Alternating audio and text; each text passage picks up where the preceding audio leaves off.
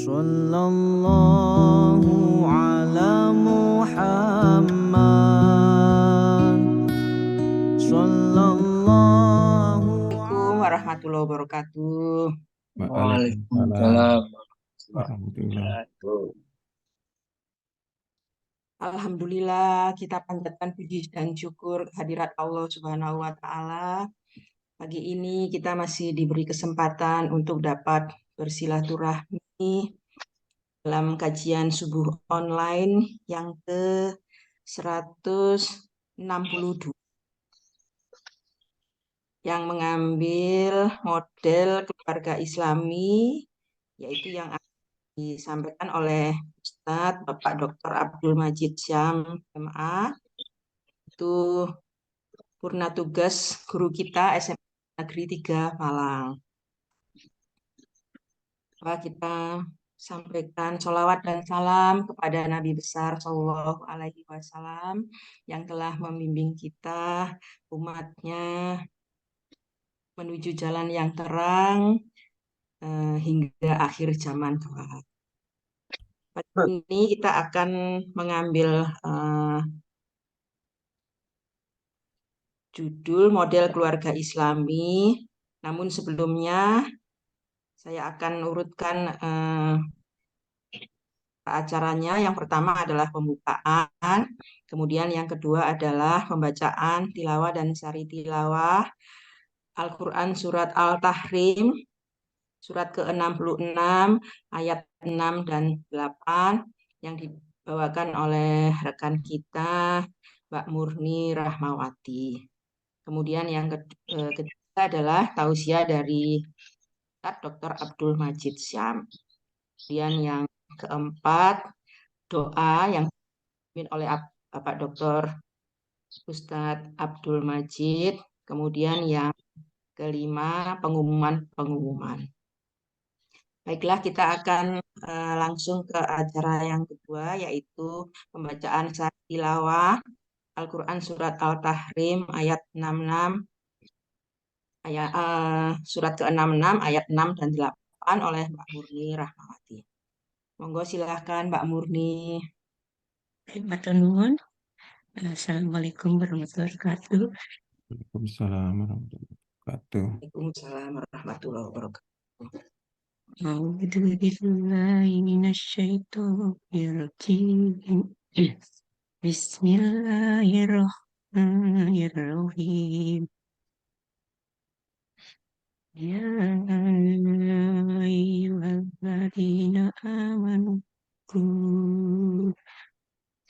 anfusakum wa ahlikum naraw waquduhan nasu wal hijarah alaiha malaikatun ghilatun syadad dan sidad lam ya'bunallaha ma amarahum wa yaf'aluna ma yu'marun. Ya ayyuhalladzina amanu tubu ilallah taubatan nasuha wasyarukukum ayyukaffira ankum sayyatikum wa yudkhilakum jannati tajri min tahtiha anhar yauma la yukhzi lahun nabiyya walladina amanu ma'ah nuruhum baina aydihim wa bi aymanihim yaquluna rabbana atmim lana nurana waghfir lana innaka ala kulli syai'in qadir. Aku berlindung kepada Allah dari godaan syaitan yang takut. Dengan nama Allah yang Maha Pengasih, Maha Penyayang. Wahai orang-orang yang beriman, peliharalah dirimu dan keluargamu dari api neraka, yang bahan bakarnya adalah manusia dan batu. Penjaganya malaikat-malaikat yang kasar dan keras, yang tidak durhaka kepada Allah terhadap apa yang Dia perintahkan kepada mereka, dan selalu mengerjakan apa yang diperintahkan. Wahai orang-orang yang beriman, bertobatlah kepada Allah dengan taubat yang semurni-murninya. Mudah-mudahan Tuhan kamu akan menghapus kesalahan-kesalahanmu dan memasukkan kamu ke dalam surga yang mengalir di bawahnya sungai-sungai pada hari ketika Allah tidak mengecewakan Nabi dan orang-orang yang beriman bersama dengannya. Sedang cahaya mereka memancar di hadapan dan sebelah kanan mereka sambil berkata, "Ya Tuhan kami, sempurnakanlah untuk kami cahaya kami dan ampunilah kami. Sungguh Engkau Maha Kuasa atas segala sesuatu. Maha benar Allah yang Maha Agung." Wassalamualaikum warahmatullahi wabarakatuh. Waalaikumsalam warahmatullahi wabarakatuh. Jazakillah khairan hasiran Mbak Murni Rahmawati atas pembacaan tilawah dan sari tilawahnya. Semoga kita bisa membawa keluarga kita untuk menjadi apa yang diinginkan oleh Allah Subhanahu wa Ta'ala. Amin ya Rabb. Baiklah, kita akan melanjutkan dengan acara yang ketiga, yaitu tausiah dari Bapak Ustadz Abdul Basit. Monggo saya aturi Pak Ustadz Dr. Abdul Majid, monggo. Mohon maaf. Assalamualaikum warahmatullahi wabarakatuh. Waalaikumsalam warahmatullahi wabarakatuh. Alhamdulillahil wahidil ahad, lam yalid wa lam yulad wa lam yakul lahu kufuwan ahad. Asyhadu an la ilaha illallah wahdahu la syarikalah wa asyhadu anna Muhammadan abduhu wa rasuluhu la nabiyya ba'da. Allahumma salli wa sallim ala nabiyyina Muhammad wa ala alihi wa ashabihi wa man tabi'ahum bi ihsanin ila yaumil qiyamah. Allahumma salli wa sallim ala nabiyyina Muhammad wa ala alihi wa ashabihi wa man tabi'ahum bi ihsanin ila yaumiddin. Amma ba'du. Bapak Ibu, keluarga besar alumni SMA 3 Malang, marilah kita sama-sama memanjatkan puji syukur kehadirat Allah Subhanahu wa Ta'ala bahwa pada hari ini kita dapat bersilaturahim dalam rangka untuk mengkaji bersama tentang ajaran Islam, yaitu tentang keluarga yang Islami. Bapak Ibu yang dimuliakan Allah, berbicara tentang keluarga, maka keluarga itu kalau secara psikologis ada keluarga yang utuh dan ada keluarga yang tidak utuh. Nah, keluarga yang utuh yaitu keluarga yang ada bapak, ada ibu, dan ada anak. Sementara keluarga yang tidak utuh adalah keluarga yang kurang dari tiga hal, dari tiga unsur tadi itu. Bisa saja bapaknya tidak ada, atau ibunya tidak ada. Atau bisa pula keluarga itu tidak punya anak. Maka keluarga itu tidak dinyatakan keluarga yang utuh, tidak lengkap, yang tidak lengkap. Karena itu idealnya adalah keluarga dalam suatu rumah tangga itu ada ibu, ada bapak, dan ada anak. Karena hal ini nanti potret daripada kesempurnaan kita berkeluarga.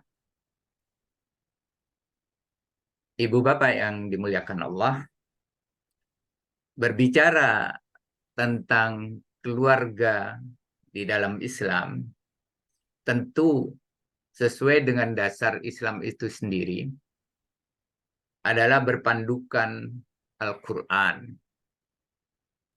Dan yang kedua adalah contoh nyata yang telah dilakukan oleh para Rasul, khususnya kita adalah umat Muhammad Sallallahu Alaihi Wasallam. Tentu contoh kita adalah Rasul kita Muhammad Sallallahu Alaihi Wasallam. Bapak Ibu yang dimuliakan Allah, contoh yang paling utama yang ada di dalam Islam adalah yang ada di dalam Al-Quran. Di dalam Al-Quran banyak sekali contohnya tentang keluarga-keluarga yang Islami. Namun demikian, keluarga yang paling emas, yang emas murni ini adalah keluarga Nabiullah Ibrahim. Sebagaimana kita tahu ceritanya bagaimana Nabiullah Ibrahim itu menjalani kehidupan dari awal sampai akhir. Itu yang dicontohkan. Tetapi tidak berarti bahwasanya Rasul kita Muhammad SAW itu tidak lebih sempurna. Justru beliau adalah lebih sempurna. Karena beliau adalah sebagai Rasul yang terakhir. Khatamil Anbiya wal Mursalin. Yaitu pamungkas para nabi dan para Rasul. Namun demikian yang ingin kami sampaikan di sini, kami hanya mengambil 4 saja yang ada di dalam Al-Quran. Yang pertama adalah tentu kita akan membicarakan tentang keluarga Nabiullah Ibrahim alaihissalam. Bisa dilihat pada surat Al-Mumtahanah ayat 4 di sana, yang barangkali tadi telah dibacakan oleh Qari'ah. Ya, Qari'ah. A'udzubillahi minasyaitonirrajim. Qad kana lakum uswatun hasanatum fi Ibrahim walladzina ma'ahu idh qalu liqaumihim inna bura'u minkum wa mimma ta'budun ila akhir ayat, sampai ayat yang terakhir. Sungguh telah ada suri teladan yang baik bagimu ya Muhammad pada diri Ibrahim alaihissalam dan orang-orang yang bersama dengan Ibrahim itu. Ketika mereka berkata kepada kaumnya, sesungguhnya kami berlepas diri dari kamu dan dari apa yang kamu sembah selain Allah. Kami mengingkarimu dan telah nyata antara kami dan kamu ada permusuhan dan kebencian untuk selama-lamanya, sampai kamu beriman kepada Allah saja. Kecuali perkataan Ibrahim kepada ayahnya. Nabi Ibrahim itu kepada orang tuanya, dia mengatakan begini, sungguh aku akan memohonkan ampunan bagimu. Aku sama sekali tidak dapat menolak. Dalam hal ini yang ditolak adalah siksaan Allah terhadapmu. Doa Ibrahim, ya Tuhan kami, hanya kepada Engkau kami bertawakal, dan hanya kepada Engkau kami bertobat, dan hanya kepada Engkau lah ya Allah kami kembali. Ibu bapak yang dimuliakan Allah, contoh Nabi Ibrahim ini tegas. Kepada kaumnya dia tahu bahwa ada yang memusuhi dan ada juga yang mencintai. Kepada bapaknya yang jelas-jelas bapaknya itu pembuat berhala, Nabi Ibrahim tetap memohonkan ampun kepada Allah Subhanahu wa Ta'ala. Tetapi Nabi Ibrahim tidak bisa menentukan, tidak bisa memastikan bahwa bapaknya ini nanti masuk surga atau neraka. Tidak tahu. Karena itu adalah hak Allah. Ketika itu adalah hak Allah, maka siapapun tidak bisa berbuat apa-apa kecuali dia hanya bermohon dan bermohon dan bermohon. Sebagaimana juga difirmankan oleh Allah pada Nabi Muhammad SAW. Kata Allah, innaka la tahdi man ahbabta, walakinnallaha yahdi man yasha. Ya Muhammad, sesungguhnya engkau tidak akan bisa ya, memberi petunjuk kepada orang yang paling kau cintai. Walakinnallaha yahdi man yasha. Akan tetapi Allah akan memberikan petunjuk kepada orang yang paling engkau cintai. Jamaah kaum muslimin yang dimuliakan Allah. Saudara atau bapak-bapak dan ibu-ibu keluarga besar SMA Negeri 3 Malang yang dihormati dan yang disayang oleh Allah. Keluarga Nabiullah Ibrahim ini betul-betul luar biasa. Bahkan di dalam sejarahnya, Nabi Ibrahim sejak masih muda telah diuji dengan keimanan. Yaitu bapaknya dan kepala sukunya atau rajanya di situ adalah penyembah berhala. Bapaknya pembuat berhala. Namun Nabiullah Ibrahim menolak tentang keyakinan tauhid. Keyakinan di luar tauhid itu sendiri. Sehingga berhala-berhala itu kemudian dipecahkan. Dihancurkan oleh Nabi Ibrahim alaihissalam. Nah, ini jamaah sekalian yang dimuliakan Allah, menunjukkan betapa besarnya kekuatan yang ada pada diri Ibrahim dalam meyakini kebenaran tentang agama Islam itu. Selanjutnya, Bapak dan Ibu-ibu, kita tahu bahwa keluarga Nabi Ibrahim itu adalah keluarga yang paling ideal di mana dalam hal ini suami sang Ibrahim itu menjadi pemimpin rumah tangga. Sementara dibarengi oleh istri yang taat karena Allah Subhanahu wa taala. Inilah keluarga yang bisa dikategorikan bahwa suaminya, anaknya, istrinya, semuanya betul-betul beriman kepada Allah dan semuanya itu mendapatkan kapling surga dari Allah Subhanahu wa taala. Jamaah kaum muslimin yang dimuliakan Allah, ujian yang kedua adalah Nabi Ibrahim ini lama tidak punya anak. Kemudian Allah dalam hal ini akan memberi anak. Yaitu ketika Sarah menikah sedemikian lama dengan Ibrahim. Atau Ibrahim menikahi Sarah demikian lama. Dia tidak punya anak, tidak punya keturunan. Maka suatu ketika beliau berkunjung ke negeri Mesir. Di sana kemudian dia diuji oleh kerajaan Mesir pada saat itu, yaitu di mana sang raja ini sangat suka kepada istri orang yang cantik. Bukan gadis, tapi istri orang yang cantik. Maka ketika Ibrahim bersama istrinya datang ke sana, kemudian melihat sang istri itu sangat cantik, yaitu Sarah. Kemudian raja ini tertarik. Dan pada saat itu raja menyuruh hulu balangnya, utusannya untuk mengundang Ibrahim bersama Sarah.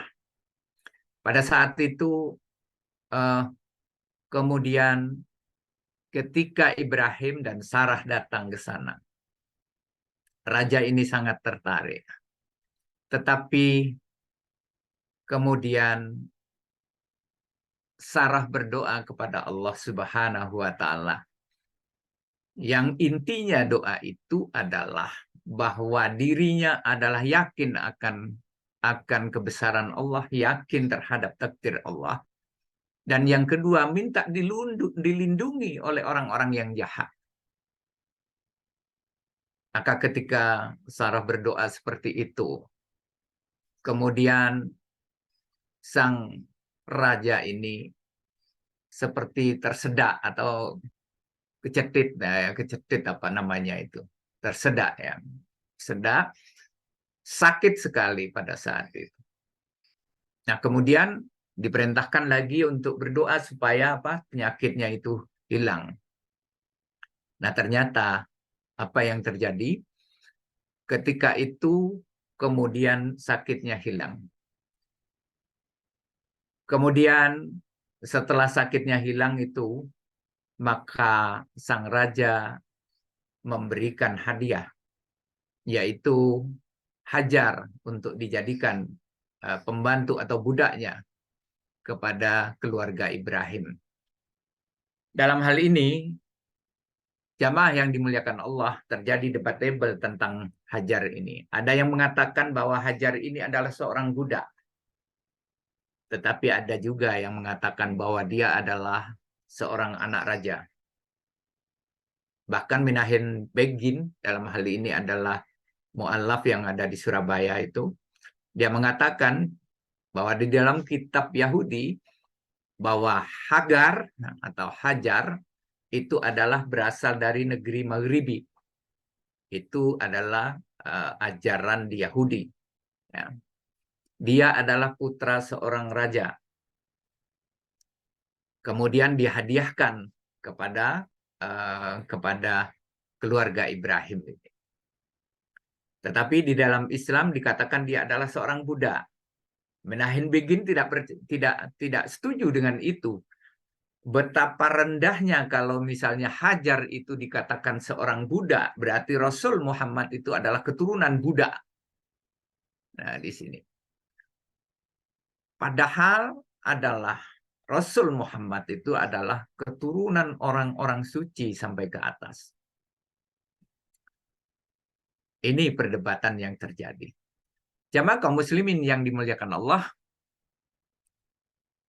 singkat kata, singkat cerita, kemudian pulanglah Nabi Ibrahim bersama Sarah dan Hajar yang menjadi hadiah itu.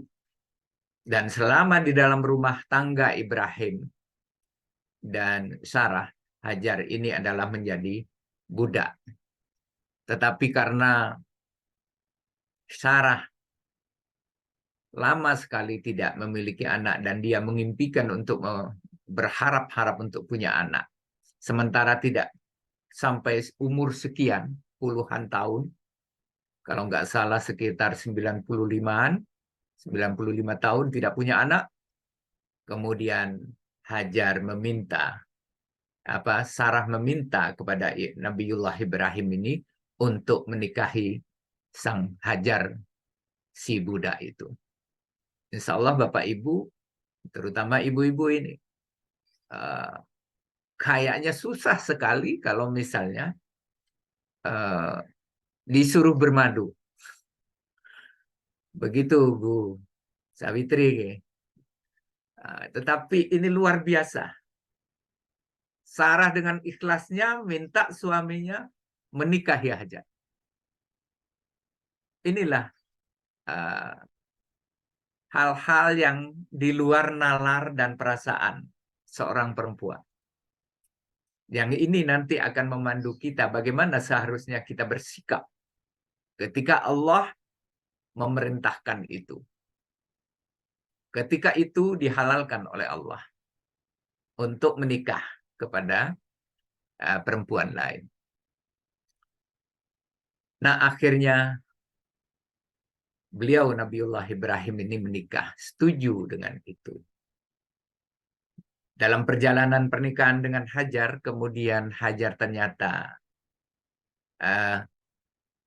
dikabarkan oleh Allah, fabassarnahu bigulamin hamim, bigulamin halim. Maka kami Allah beri dia kabar gembira dengan seorang anak yang sabar. Nanti diberi kabar gembira, akan diberi anak dan anak itu sabar. Nah, gitu.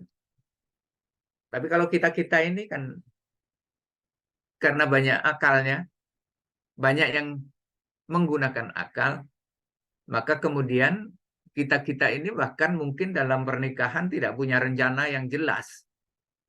Tidak pernah, ya biarkanlah air mengalir begitu. Yang penting saya sudah menikah, menjalin ibadah, tapi bagaimana berumah tangga yang baik, itu baru dipelajari ketika berumah tangga. Nah, ketika dikabari anak, kemudian punya anak, setelah anaknya agak besar, ya anaknya itu bukan besar, kalau di dalam cerita yang lain itu masih bayi,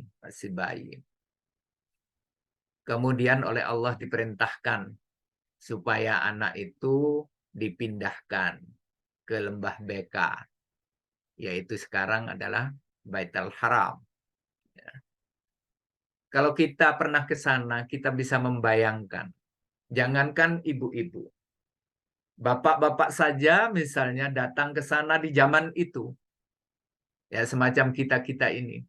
Apa yang mau kita makan? Manusia tidak ada, makanan tidak ada, air tidak ada. Tetapi Ibrahim benar-benar luar biasa taatnya kepada Allah, meletakkan istri dan anaknya yang masih kecil itu di lembah yang demikian tandus. Kira-kira Bu Safitri, Bu Murni, ini kira-kira mampu nggak meninggalkan anak seperti itu? Diletakkan di pondok aja susah. Kita ini mengirim anak ke pondok aja pikiran panjang. Tapi ini meletakkan istri tercinta bersama anaknya yang masih balita itu di lembah yang tandus. Nah, ternyata dalam keadaan seperti itu, Nabi Ibrahim menjalankannya dengan tulus ikhlas. Dia tinggalkan istrinya. Setelah diletakkan di sana, Ibrahim balik ke Palestina. Sampai-sampai terjadi dialog di sana. Hai Ibrahim, kenapa kamu meninggalkan aku dan juga anakmu ini? Padahal di sini tidak ada manusia satupun. Tidak ada makanan, tidak ada minuman. Tapi Ibrahim nggak menolak karena khawatir dia luluh hatinya. Dia terus jalan. Tapi pada akhirnya Hajar pada saat itu adalah menyampaikan suatu pertanyaan. Apakah itu adalah perintah Allah? Ya, jawabnya. Kemudian nggak noleh lagi, berangkat pulang dia. Sementara istri dan anaknya di sana adalah ditinggal. Nah, pada suatu ketika, pada suatu saat, sang anak kehausan, Hajar juga kehausan. Kemudian Hajar lari ke sana kemari dari Bukit Sofa ke Marwah sampai 7 kali itu, yang kelak nanti akan menjadi ibadah sa'i. Dia lihat ke sana, ke lembah, dari 2 bukit itu, pindah ke sana, pindah ke sana. Tapi tidak ada manusia sedikit pun. Tidak ada air di sana, tidak ada mana. Sementara anaknya adalah menggelepar-gelepar. Dalam suatu hadis dikatakan bahwa seakan-akan sakaratul maut sang anak itu. Bagaimana perasaan seorang ibu ketika melihat anaknya seperti itu? Sementara air di kantong yang dibawa itu sudah habis. Sementara dirinya sendiri juga kehausan. Itu yang terjadi seperti itu. Nah, jamaah, keluarga Semanti yang dimuliakan Allah, singkat cerita berikutnya adalah ketika Ibrahim sudah menginjak remaja. Nabiullah Ibrahim datang lagi. Tetapi dalam hal ini persoalannya lain, yaitu bahwa Ibrahim bermimpi diperintah oleh Allah untuk menyembelih anaknya. Apa yang terjadi? Seperti yang ada dalam Al-Quran. Di sana dikatakan pada ayat 102 itu, falamma balagha ma'as saya qala ya bunayya inni ara fil manam anni adbahu kafandur mada tara. Qala ya abati al ma tu'maru satajiduni insyaallahu minas sabirin. Maka tatkala itu sampai pada umur yang sanggup, dalam hal ini remaja, mukallaf ya, berusaha bersama-sama Ibrahim. Kemudian Ibrahim dengan bijak menyampaikan kepada anaknya, hai anakku, sesungguhnya aku melihat dalam mimpi bahwa aku menyembelihmu.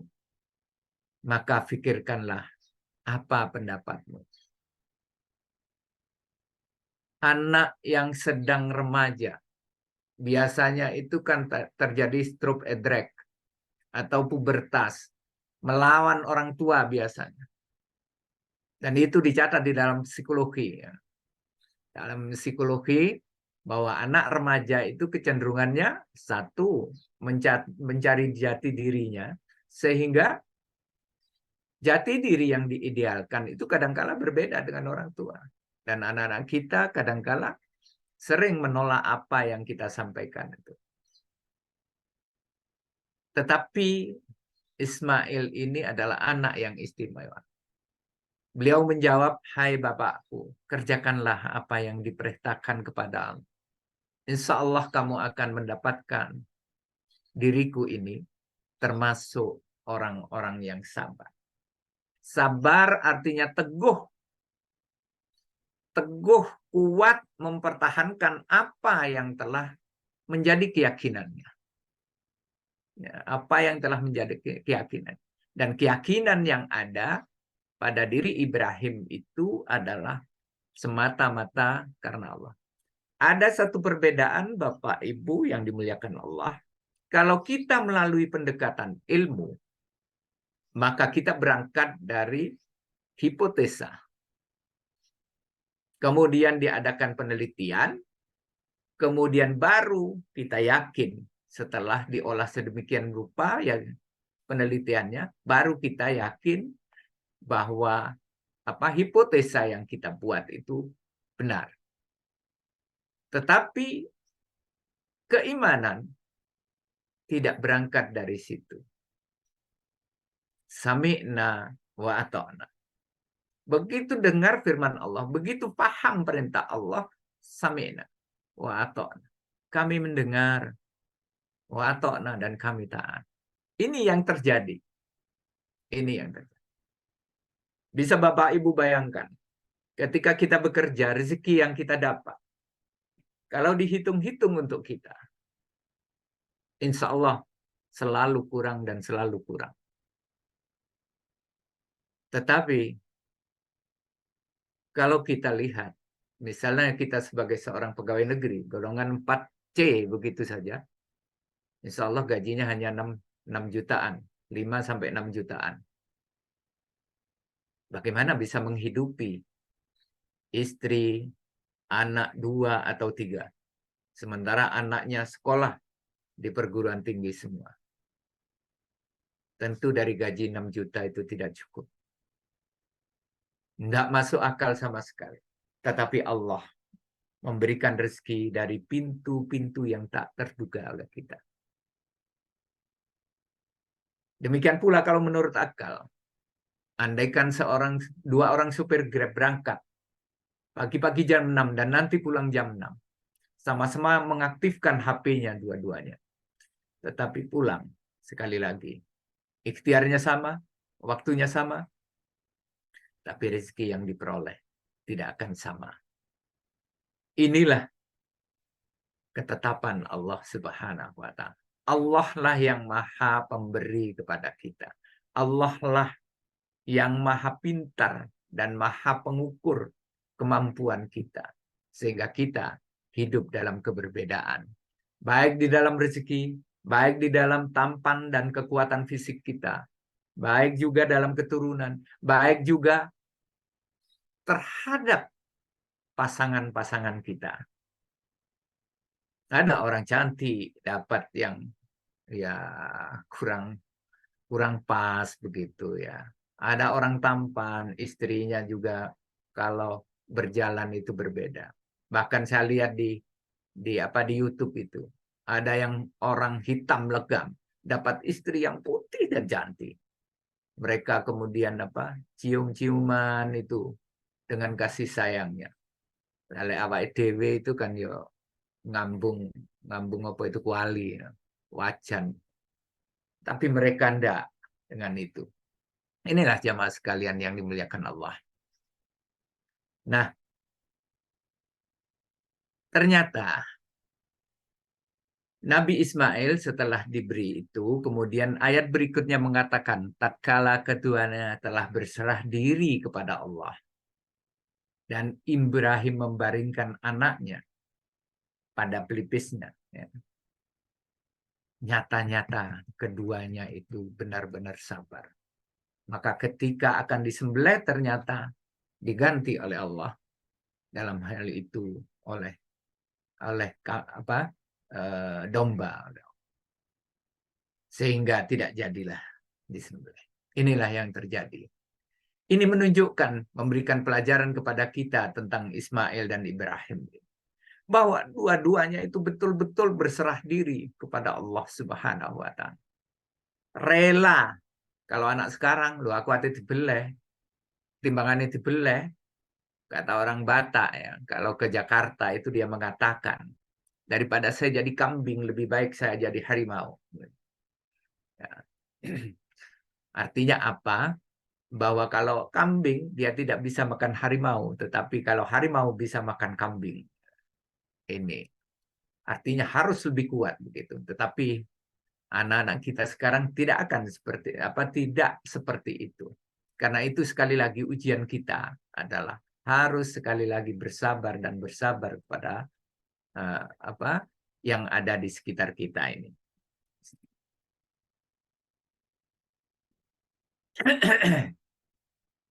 Selanjutnya pada ayat 104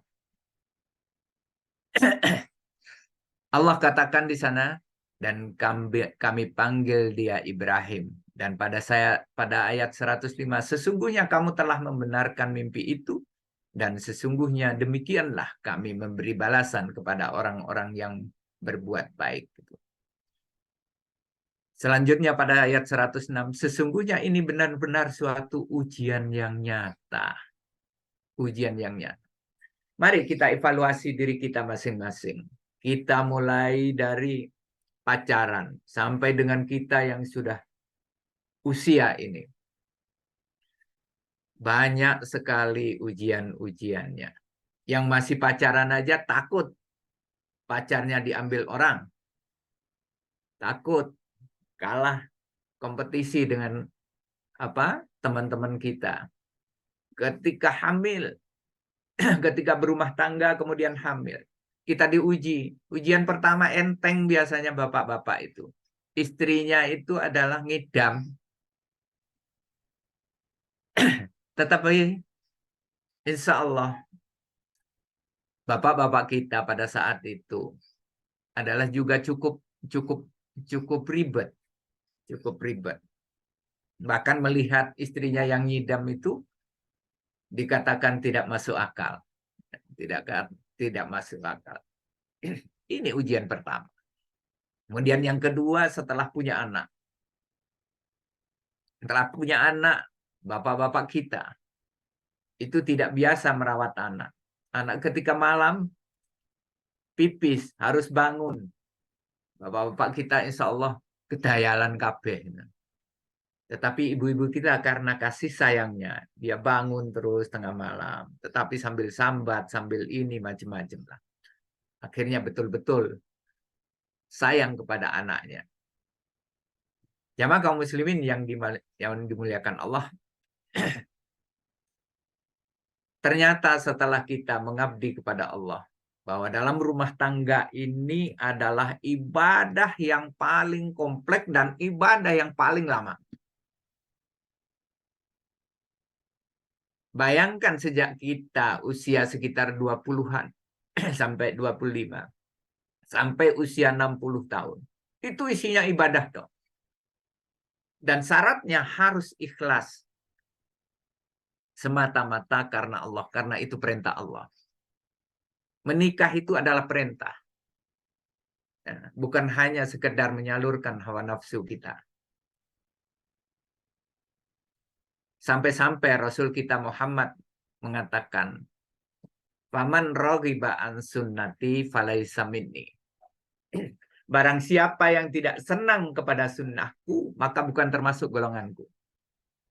Rasul menerangkan pada sahabat pada saat itu, saya juga makan, minum, bergaul dengan banyak orang, tetapi saya juga menikah.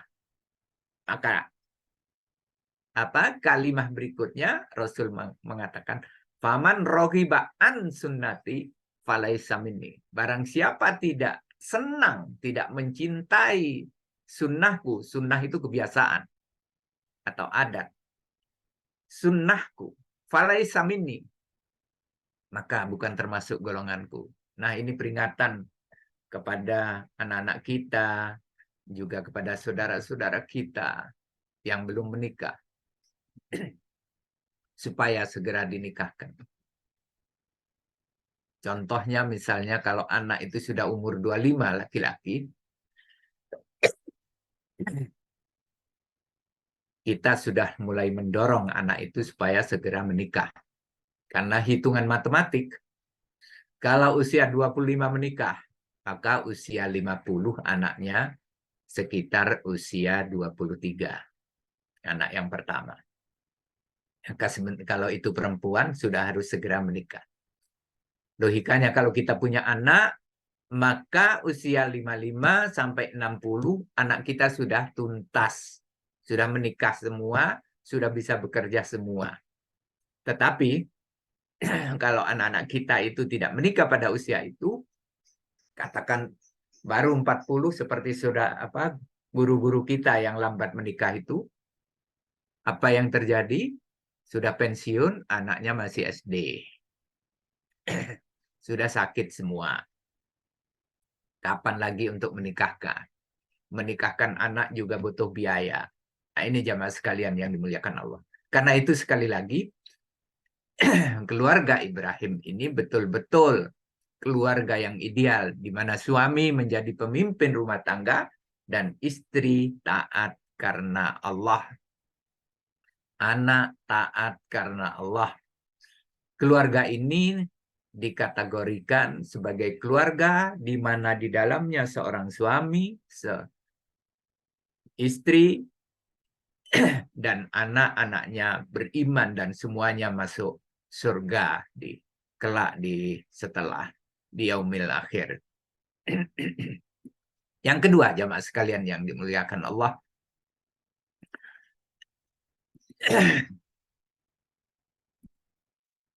keluarga Nabi Nuh alaihissalam dan Nabi Lut alaihissalam. Keluarga ini menunjukkan kepada kita bahwa hidayah adalah hak Allah.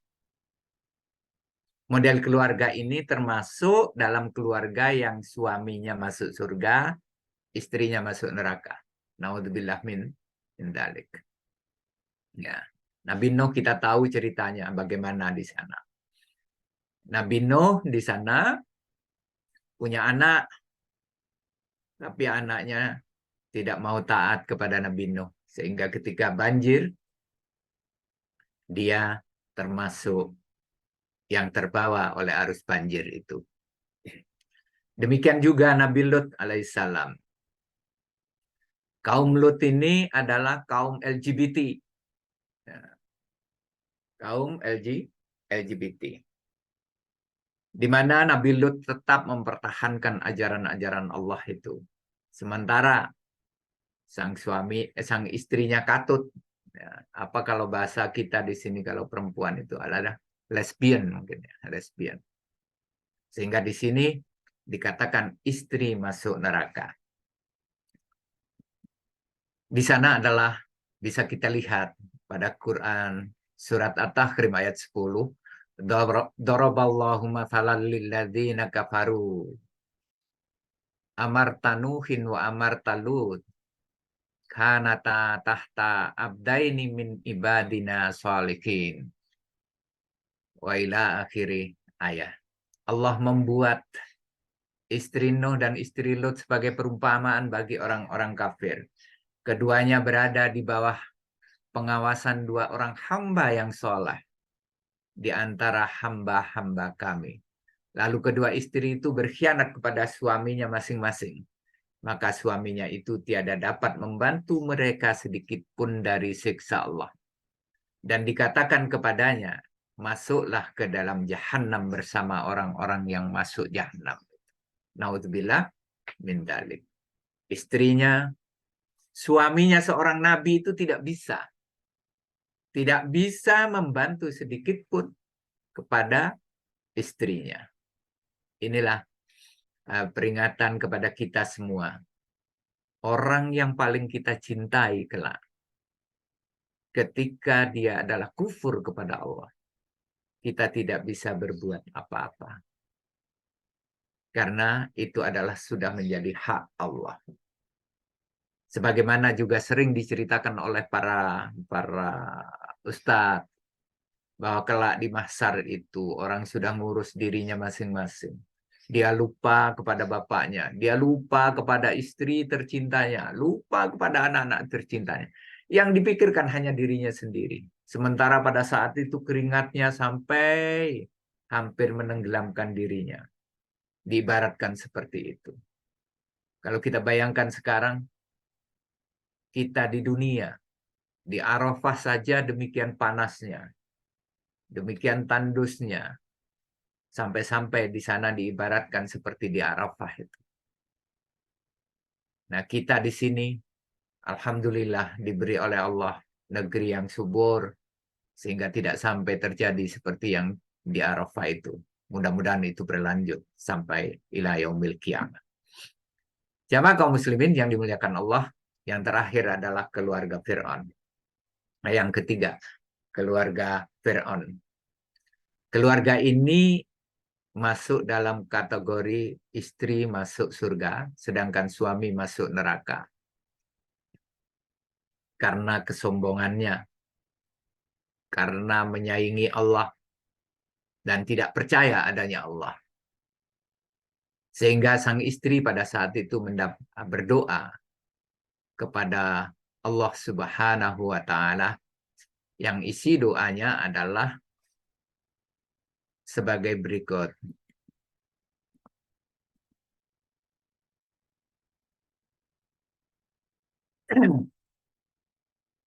Yang intinya di sana doanya adalah sebagai berikut. Ya Rabbu, bangunkanlah untukku sebuah rumah di sisimu dalam Jannah Firdaus. Dan selamatkanlah aku dari Fir'aun dan perbuatannya. Dan selamatkanlah aku dari kaum yang zalim. Jamaah kaum muslimin yang dimuliakan Allah. Hari ini, macam-macam Fir'aun yang seperti ini memperlakukan istrinya seperti ini masih banyak. Bukan hanya, mungkin kalau di Malang tidak terlalu terdengar. Tetapi di luar provinsi kita, katakan di Bali begitu, karena di sana sudah biasa mabuk, di sana biasa berjudi, sabung ayam. Banyak para istri itu diperlakukan seperti itu. Mungkin dengan adanya undang-undang kekerasan itu sekarang mungkin sudah berkurang. Nah, ini terjadi pada seorang raja di negeri Mesir. Ya. Sementara kalau di sini yang terjadi bukan di situ, tetapi kepada masyarakat biasa. Jamaah kaum muslimin yang dimuliakan Allah, mudah-mudahan kita dilindungi dari perbuatan-perbuatan keluarga yang semacam ini.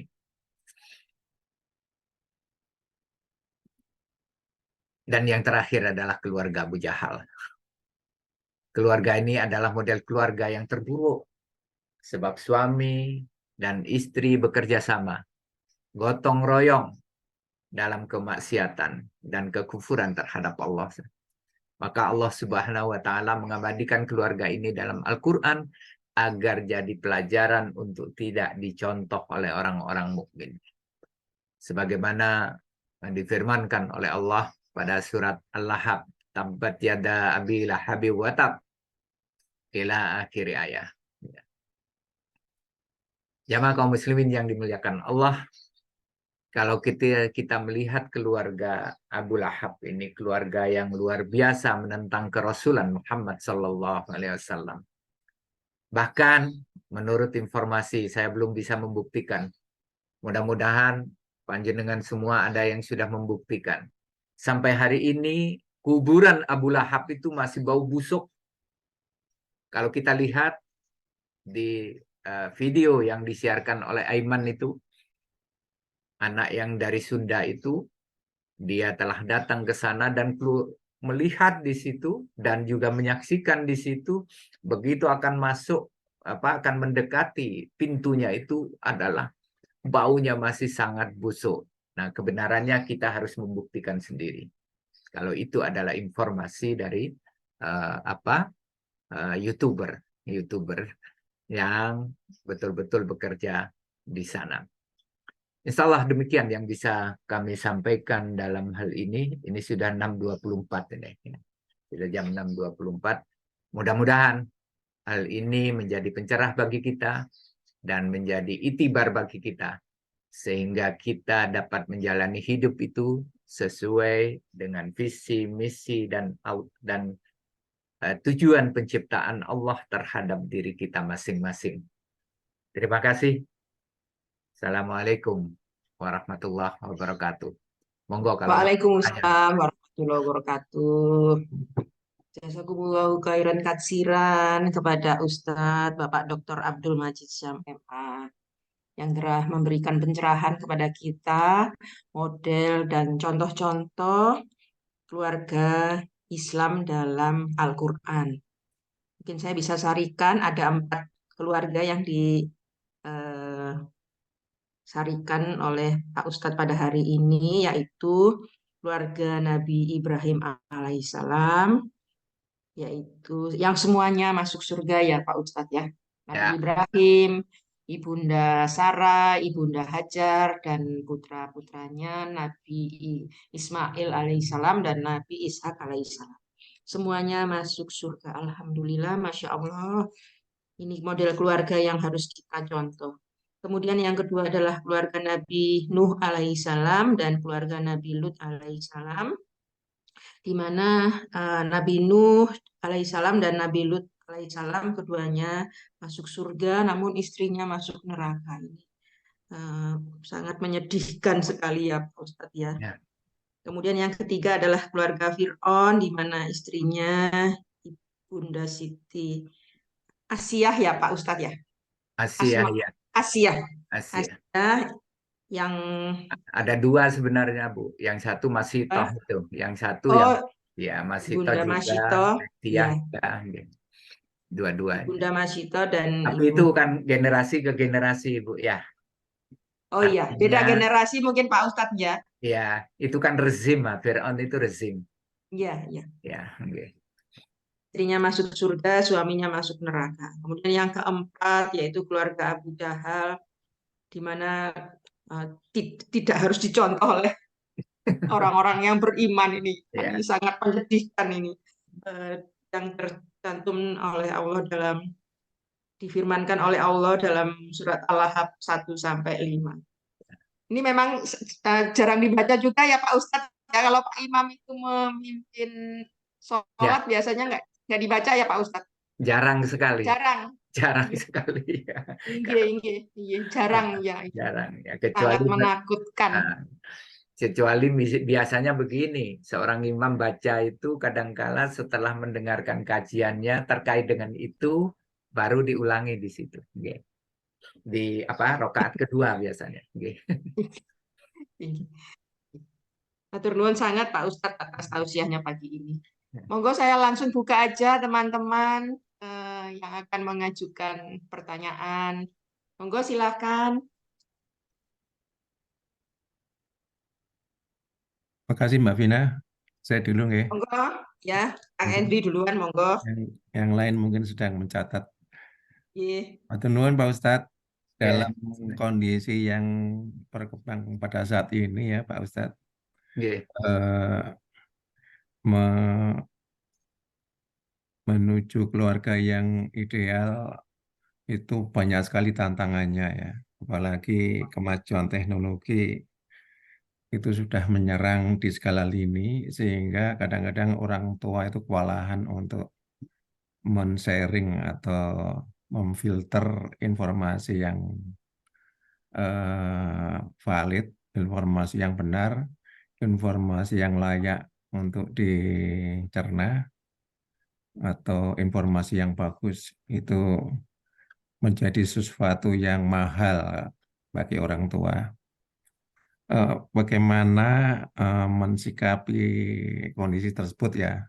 Apakah salah satu eh, tu- tujuan atau cara untuk membentuk karakter anak dari kecil itu eh, dipondokkan atau kita eh, manage sendiri dalam suatu kondisi yang protektif, tentu saja dengan apa mendatangkan atau kalau perlu kita langsung sendiri yang akan mengajari nilai-nilai Islami atau seperti apa Pak Ustadz? Matur nuwun. Terima kasih Pak Endri. Mudah-mudahan Allah memberikan pencerahan pada kita semua. Amin. Bapak Ibu yang dimuliakan Allah, tentu yang pertama dalam hal ini adalah kita sendiri harus kuat dulu. Kita harus menyatukan dulu suami istri itu. Yang paling kuat itu suami istri itu harus betul-betul akidahnya yang kuat dulu. Ini yang pertama. Tentu dalam hal ini untuk bisa ditularkan kepada anak-anak kita. Karena perintah di situ adalah yang pertama adalah kita sebagai orang tua tanggung jawab pertama kepada Allah Subhanahu wa taala dalam mendidik anak-anak kita. Nah, sekiranya kita ini baru dapat petunjuk sementara kita belum kuat betul dan kita belum mumpuni, maka tentu anak kita pertama di dekat kita mendatangkan ustadz-ustadz yang betul-betul mumpuni. Jadi parentingnya kuat. Bukan hanya bisa baca Quran saja, tetapi parentingnya kurang di sini. Jadi ada di sana kalau Bapak Ibu bisa nginstal di Telegram, aplikasi Telegram, di sana Ibu bisa cari parenting robbani. Ada di sana tarbiyatul atfal dan tarbiyatul abna. Ya. Parenting Islami, parenting para nabi itu ada. Saya tidak bisa memberikan langsung aja. Saya akan memberikan umpan kepada Bapak Ibu supaya betul-betul nanti kalau anak-anak kita sudah menikah, kita bisa membimbing mereka agar dalam rumah tangga seperti ini. Nah, begitu. Bapak yang dimuliakan Allah, ketika anak ini sudah tertanam akidahnya, baru kemudian kedua, lanjutannya bisa dimasukkan ke pesantren. Ketika kita tidak mampu memberikan pendidikan seperti itu karena kesibukan tugas-tugas kita. Maaf Bapak Ibu, ada anak-anak angkatan 97 insya Allah. Lulusan ITB sudah kerja ke Arab. Lulusan dari Semanti ke ITB, kemudian kerja di Arab. 30 tahun berpisah dengan saya, kemudian ketemu dengan saya di masjid di sebelah rumah saya ini. Pada hari raya itu. Kemudian saya tanya, kamu di mana sekarang? Saya dari Tangerang, Pak. Saya sudah pernah kerja juga di Arab. Ini contoh dari keluarga kita sendiri. Anakmu berapa? Anak saya 3. Anak saya 3, Pak, katanya. Terus sekarang sekolah di mana? Kayak gitu kan. Maaf, Bapak, anak saya semuanya tidak disekolahkan di sekolah umum. Anak saya dudukkan bertiga, kemudian saya bilang kepada mereka, cukup ayah saja yang sekolah di umum sampai ke ITB. Kalian sekarang harus di sini karena harus begini, begini, begini, begini. Apa yang terjadi? Pernah datang di sini juga, anak ini mungkin baru lulus SMP mungkin ya, baru lulus SMP kira-kira kelas 1 SMA. Kemudian ngimami di masjid ini, suaranya enak sekali. Dan akhlaknya bagus sekali, saya lihat. Dan di pesantren itu tentu ada ilmu pengetahuan yang modern. Ada pengetahuan yang seperti kita tempuh itu. Sehingga akan terpadu di situ. Keimanannya yang kuat dulu, baru yang lain-lain. Yarfa'illahu alladhina amanu minkum walladhina utul ilma darajah. Allah akan mengangkat orang-orang yang beriman dulu. Beriman kategorinya iman dulu. Walladzina utul ilma darajah. Dan berarti plus di situ, Bu ya. Kalau bahasa matematik dan itu kan plus ya, Bu. Dan orang-orang yang menuntut ilmu dengan beberapa derajat. Nah, dengan sekian derajat. Karena itu adalah akidah. Itu wajib kepada anak kita tanamkan. Sebab kita tidak bisa memberikan rasio-rasio zaman sekarang kepada anak dalam rangka untuk membenarkan sesuatu perbuatan. Kita ingatkan ceramah daripada Dahlan Iskan. Hari ini ada kebenaran baru, katanya Dahlan Iskan. Apa itu kebenaran? Kalau dulu di lingkungan ilmiah kita, kebenaran itu harus ada data. Harus ada data. Ada fakta.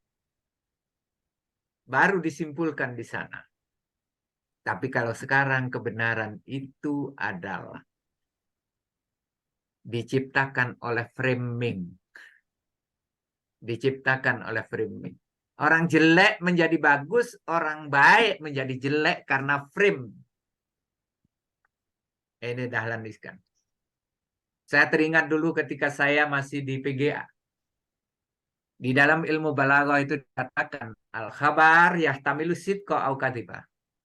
Kabar ini kan fakta ya. Artinya informasi. Yahtamilu sidqa au kadhiba. Kabar itu mengandung kebenaran dan juga kebohongan. Karena itu kalau kita mendapatkan kabar, kita membaca apa saja, itu harus kita kritis secara ilmiah, baik itu secara kaidah-kaidah penelitian maupun dengan kaidah-kaidah informasi. Demikian pula ketika kita kepada anak kita, jangan kita katakan iya kalau memang tidak. Dalam menanamkan tauhid harus jelas pada anak-anak kita. Hari ini kita dibuai oleh informasi karena memang abadnya, katanya Pak Hendri tadi, teknologi demikian canggih. Sehingga apa yang dulunya terlarang, sekarang bisa dilihat oleh kita. Bahkan tidak lama sebelum pandemi itu, anak-anak kita di sekolah itu, HP itu diperiksa oleh guru-guru. Bahkan ada yang nggak membolehkan bawa HP. Tapi sekarang tidak bisa. Justru harus bawa HP.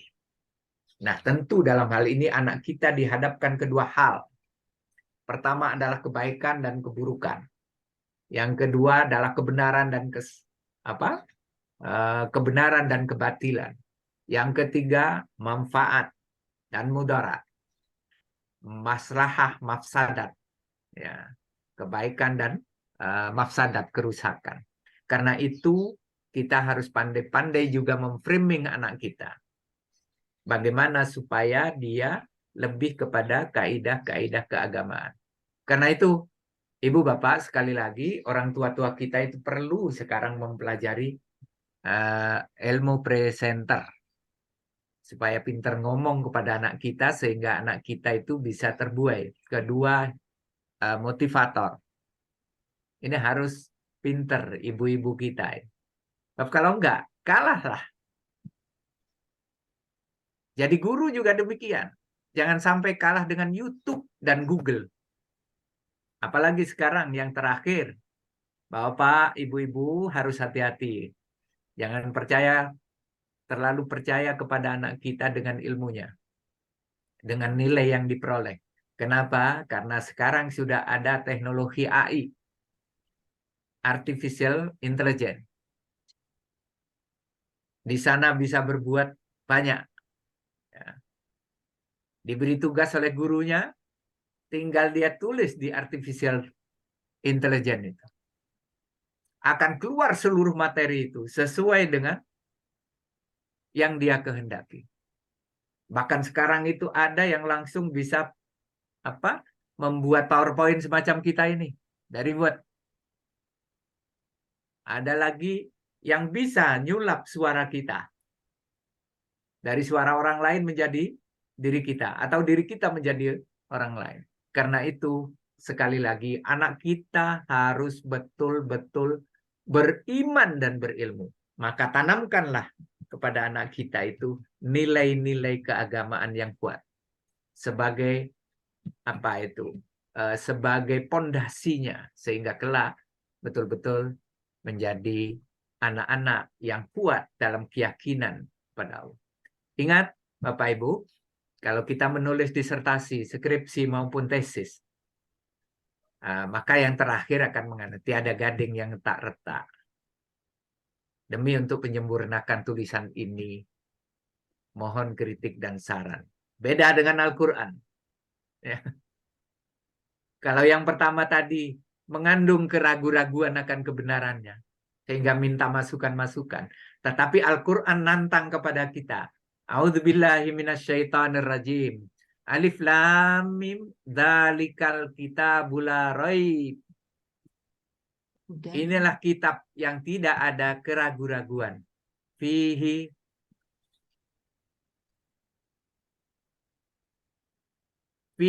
hudallil muttaqin. Fihi di dalam Al-Quran itu hudallil muttaqin. Menjadi petunjuk bagi orang-orang yang bertakwa. Nantang di sini. Jadi di sini betul-betul ini loh sing benar. Ini loh sing benar. Jadi inilah Bapak-Bapak. Insya Allah Pak Hendri, jawaban saya sampai di situ. Mungkin di lain hari kalau ketemu dengan saya di masjid, bisa kita omong-omong lebih saklek lagi. Karena di sini otoritas waktu rupanya cukup ketat. Ya. Mohon maaf, insya Allah seperti itu Pak Adri ya. Turun. Yeah. Turun Pak Ustadz. Namun begini Pak Ustadz, ada satu pertanyaan di chat room dari Mas Heri Ideal Utomo. Assalamualaikum. Dalam keluarga Islami, pondasi rumah tangga secara Islami yaitu sholat dan Al-Quran. Melaksanakan sekuat tenaga, melaksanakan segala perintah dan menjauhi segala larangan Allah Subhanahu wa Ta'ala. Pertanyaannya adalah bagaimana cara membentuk dan bagaimana agar tercipta keluarga yang ideal menurut Islam. Demikian pertanyaan dari Mas Heri, Pak Ustadz. Terima kasih Mas Heri. Nah, ini teman saya Bu, teman main-main dulu di rumah kakaknya ini Mas Heri ini ya. Nah, jadi masih bukan remaja ya, masih bujang dulu. Masih bujang, saya sering ketemu dengan beliau ya. Dan rumah tangga beliau hampir sama dengan saya. Istri pertamanya tiada. Saya juga. Saya ditinggali anak. Ya, anak pada saat itu SD. Kemudian yang Mas Heri kemudian menikah lagi, saya pun juga. Gitu. Jadi hampir sama itu ya. Tentu dalam hal ini, Mas Heri, bagaimana membentuk itu memang betul apa yang dikatakan oleh Mas Heri, bahwa sholat itu yang pertama, betul. Melatih kebiasaannya. Kebiasaan menghadap Allah. Dan kita harus tahu begitu mengatakan Allahu Akbar, berarti Allah yang maha besar. Besar segala-galanya. Ilmunya juga demikian luas. Sesuai dengan Asmaul Husna itu, insya Allah bahkan lebih dari itu. Nah, Mas Heri yang kami hormati, yang pertama tentu anak kita pahamkan. Kita beri contoh oleh diri kita masing-masing dalam keluarga kita. Bapak, ibu itu harus menjadi contoh. Kemudian yang kedua, tentu anak kita ajari. Kita pahamkan tentang Islam itu. Nyapa sih wong kok kon nyembah Gusti Allah. Karena memang visi dari penciptaan manusia itu wama umiru illa liya'budullaha mukhlishina lahuddin. Aku tidak memerintahkan ya kecuali beribadah kepada Allah. Wama khalaqtul jinna wal insa illa liya'budun. Aku tidak menciptakan jin dan manusia kecuali untuk beribadah, berbakti, taat kepada Allah Subhanahu wa taala. Nah, dalam ketaatan itu sudah diberi contoh, sudah diberi model, yaitu Rasul kita Muhammad SAW dan para Rasul. Nah, kalau ingin keturunannya yang baik, contoh Nabi Ibrahim. Bayangkan Nabi Ibrahim itu keturunannya insya Allah 25 atau lebih itu para Nabi. 25 atau lebih itu para Nabi. Sampai kepada Nabi Isa dan Nabi Muhammad SAW. Nah, pembiasaan itu penting, walaupun nggak masuk akal. Pembiasaan itu penting, tidak hanya rasio yang diberi, tapi juga pembiasaan. Banyak anak-anak saya lihat kalau saya jalan-jalan ke desa, khususnya ke Madura, anak masih kecil itu tidak disuruh, masih TK itu datang ke masjid. Bahkan di sebelah saya, di sebelah rumah ini, di belakang rumah ini, ada seorang anak kecil yang mungkin apa TK apa SD itu.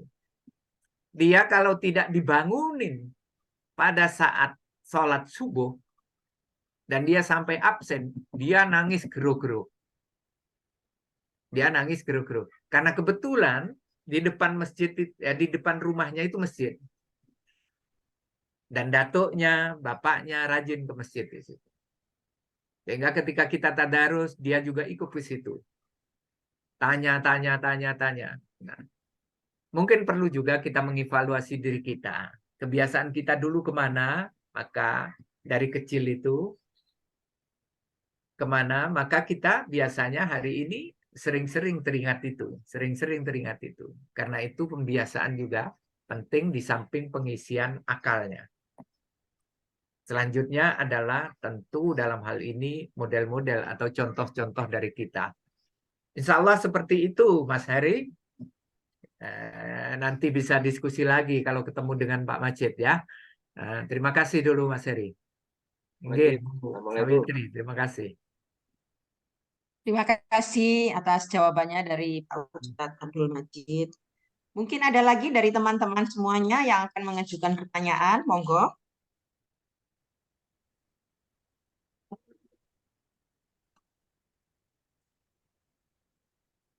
Monggo teman-teman. Saya boleh ya Pak Ustadz ya? Monggo, boleh. Pokoknya saya Matur bisa nuwun. jawab, saya jawab Ibu ya. Ini yang sangat mengkhawatirkan ini saya sebagai ibu, yaitu pernyataan dari Pak Dahlan Iskan itu memang saya juga membacanya. Jadi ternyata dengan framing itu kita bisa bisa mempengaruhi orang. Jadi yang hal-hal yang tidak benar bisa menjadi kebenaran baru seperti yang dinyatakan oleh Pak Dahlan Iskan. Namun demikian, nampaknya dengan berlalunya waktu, nanti kita akan tahu juga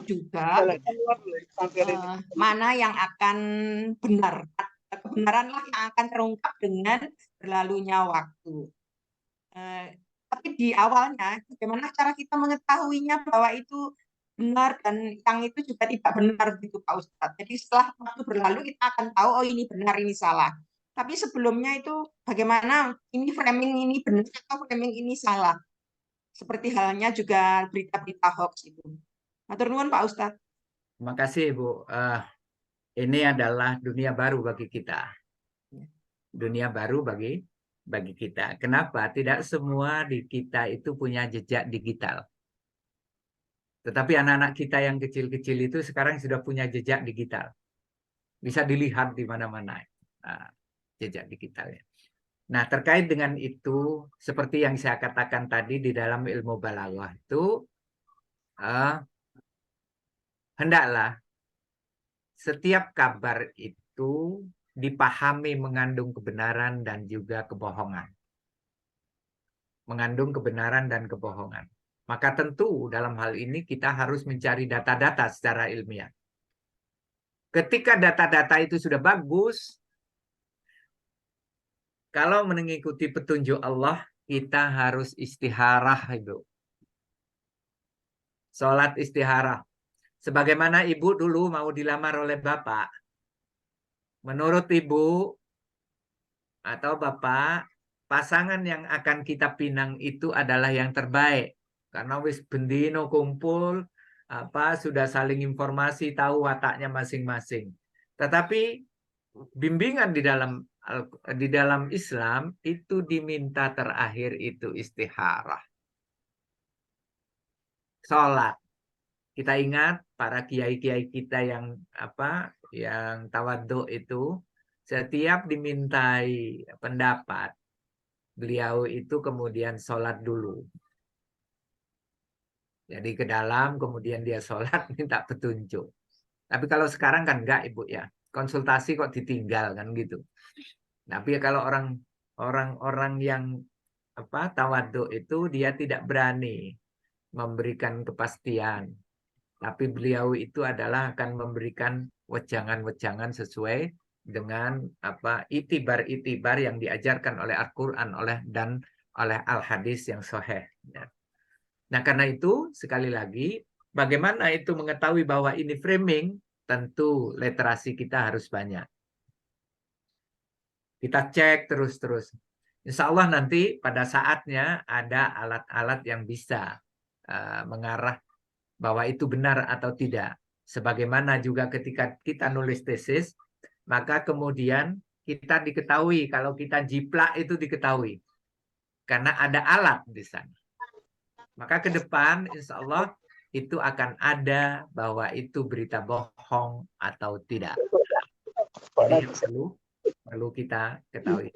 Tetapi untuk sekarang kita belum lengkap, ya hanya petunjuk Allah lah yang akan memberikan kita. Satu apa? Kita mesti membersihkan diri. Artinya apa? Kita selalu taat kepada Allah, melaksanakan segala perintahnya. Insya Allah, hal-hal yang batil itu akan terasa bagi dia. Sebagaimana juga telah dicontohkan oleh Asiyah tadi, ketika mau disentuh oleh Fir'aun, dia berdoa kepada Allah Subhanahu wa taala. Karena dia menjaga diri, kesucian dirinya, dan minta juga kepada Allah agar dijaga kesuciannya dengan tulus hati. Dan dia percaya benar bahwa penataan Allah itu jauh lebih bagus, lebih benar daripada tatanan-tatanan manusia. Ini Bu yang penting. Akan terasa kok Bu, kalau tidak benar itu akan terasa. Menolak hati ini, karena hatinya suci mesti menolak. Nah, itu harus ditanamkan pada anak untuk selalu bersih hatinya, ikhlas. Gitu ya. Itu insya Allah dengan cara seperti itu. Nggih, matur nuwun dulu. Jazakumullah khairan katsiran Pak Ustadz Abdul Majid. Insya Allah jadi kita harus selalu memohon petunjuk kepada Allah dengan salat istikharah. Karena itu yang terpenting dan terutama ya dalam mengambil tindakan selanjutnya. Monggo teman-teman, masih adakah pertanyaan yang akan ajukan kepada Pak Ustadz. Itu tadi ya Pak Ustadz, iterasi diperbanyak itu ternyata menjadi kata kunci ya Pak Ustadz. Ya, ya. Ikra, ikra, ikra. Karena kan kecenderungan sekarang literasi itu kan tidak tidak naik, justru malah turun gitu. Tapi kalau membaca handphone mungkin meningkat, sangat meningkat itu Kang Hendri. Jadi yo semuanya pada, kita kan masuk generasi menunduk. Menunduknya kenapa? Karena moco iki HP iki. Tapi kalau moco buku mungkin enggak. Moco baca media. Buktinya media juga banyak yang rontok istilah Katanya dosen muncul era begini, digital. Bu Savitri, sing oke moco buku babon. Kalau Buku di babon dalam ya Pak Ustadz, buku kalau buku buku kertas. iya, buku babon itu kalau di dalam agama kita yang pertama Quran dan yang kedua hadis. Baru Iya. urean-ureannya itu sesuai dengan para ulama ya, masyayikh kita. Demikian pula ilmu pengetahuan juga demikian. Karena ilmu pengetahuan itu kan begini. Kalau S1 itu kan hanya apa? Yaitu menjawab pertanyaan apa siapa. Ketika S2 itu bagaimana? Nah, bagaimana? Baru S3 ya apa kalau di sana bagaimana? Benar apa enggak? Benar bagaimana? Misalnya pendapatnya Einstein misalnya, teorinya Einstein itu dianalisa plus minusnya apa? Terus menurut pikiran kita apa? Nah, itu yang namanya direkomendasi, catatan kita ya. Kemudian yang terakhir itu adalah bagaimana mengkonstruksi keilmuan itu. Itu kalau di S3 itu bagaimana mengkonstruksi ilmu itu. Sehingga dengan demikian tampaknya framing itu termasuk bagian daripada ilmu yang diperoleh di tingkat S3 itu. Bagaimana membentuk opini, bagaimana membentuk ini, mengkonstruksi pikiran-pikiran orang itu. Jadi ini yang perlu kita pahami bersama. Karena itu kalau ke ilmu pengetahuan ya harus pandai filsafat. Karena ujung-ujungnya ilmu pengetahuan itu filsafat dan penelitian. Dua itu cuma. Ya. Jadi simpulannya ke sana. Mohon dalam hal ini panjenengan semua ya walaupun tidak lanjut sampai S3 ya belajar aja lah. Baca aja Iqra. Banyak orang pintar sekarang itu dengan literasi yang banyak. Tentu dalam hal ini misalnya ketemu dengan ahlinya, bertanya sedikit-sedikit gitu, membanding sedikit-sedikit. Gitu. Insya Allah dengan cara seperti itu kita akan semakin meningkat keilmuannya, amaliyahnya, ya, dan kepasrahannya kepada Allah Subhanahu Wa Taala. Terima kasih dulu Ibu. Filsafat ujungnya pasrah pada Allah ya Pak Ustadz ya. Asal tidak salah. Karena filsafat itu juga kadangkala menyebabkan dia itu merasa lebih pintar daripada Allah. Nah, maka filsafat yang bagus adalah bagaimana Nabi Ibrahim mencari Tuhan. Ceritanya Nabi Ibrahim mencari Tuhan. Mulai dari matahari, bulan, sampai yang terakhir menyatakan La ilaha illallah. Gitu. Mungkin gitu Pak Hendri. Okay? Atur nuwun. Hatur nuwun pencerahannya Pak Ustadz Abdul Majid hari ini. Yeah. Udah habis ya waktunya Kang Hendri ini. Sudah hampir jam 6, 6.57 jam 7. sampai jam 7. Hatur nuwun kepada Pak Ustadz, mungkin pengumuman dulu atau doa dulu Kang Doa Hendri? dulu, doa. Doa dulu ya. Monggo Pak Ustadz memimpin doa bagi kita semua. Bapak Ibu yang dimuliakan Allah, marilah kita berdoa.